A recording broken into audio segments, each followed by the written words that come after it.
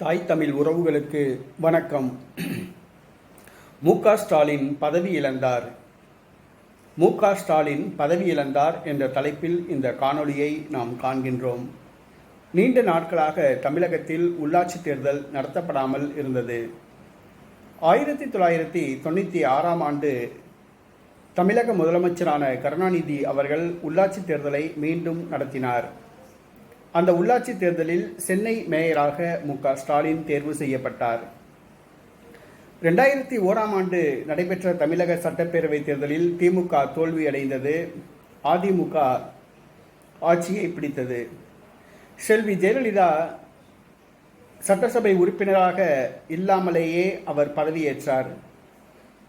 ஆனால் நீதிமன்றம் அவருடைய பதவியேற்றது செல்லாது என்று அறிவித்த காரணத்தினால் ஓ. பன்னீர்செல்வம் அதிமுக சார்பில் முதலமைச்சராக பொறுப்பேற்றார். அப்பொழுது மீண்டும் உள்ளாட்சி தேர்தல் நடத்தப்பட்டது.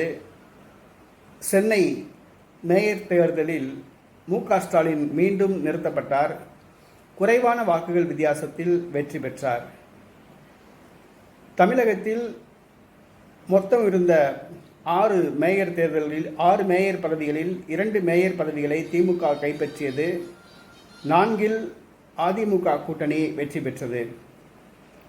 சென்னை மேயராக இருந்த மு.க. ஸ்டாலின் பதவியில் இருப்பதை பிடிக்காத திமுக அரசு அதிரடி சட்டம் கொண்டு வந்தது.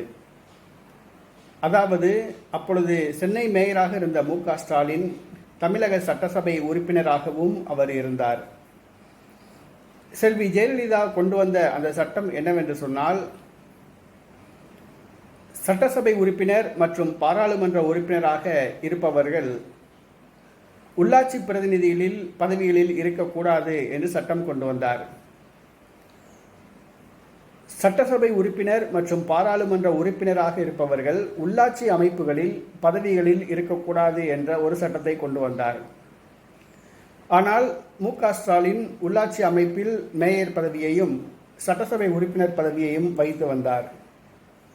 உடனடியாக அப்பொழுது சட்டசபை உறுப்பினராக இருந்தவர்கள் தங்களுடைய உள்ளாட்சி அமைப்புகளில் வைத்து வந்த பதவிகளை ராஜினாமா செய்தார். மு.க. ஸ்டாலின் அவர்களும் ராஜினாமா செய்வார் என்று எதிர்பார்க்கப்பட்டது. ஆனால் மு.க. ஸ்டாலின் அவர்கள் தன்னை பதவி நீக்கம் செய்ய வேண்டும் என்பதற்காகவே கொண்டு வரப்பட்ட இந்த சட்டம் என்பதால் அவர் ராஜினாமா செய்யாமல் பிடிவாதமாக இருந்தார். அந்த சட்டத்தில் ஒரு குறிப்பிட்ட தேதி கொடுக்கப்பட்டிருந்தது. இந்த தேதிக்குள் சட்டசபை உறுப்பினர்கள் பாராளுமன்ற உறுப்பினர்கள் தங்களுடைய உள்ளாட்சி அமைப்புகளில் வைத்து வரும் பதவிகளை இந்த தேதிக்குள் ராஜினாமா செய்யாவிட்டால் அந்த தேதியில் அவர்கள் பதவி இழந்து விடுவார்கள் என்று சட்டம் கூறப்பட்டிருந்தது.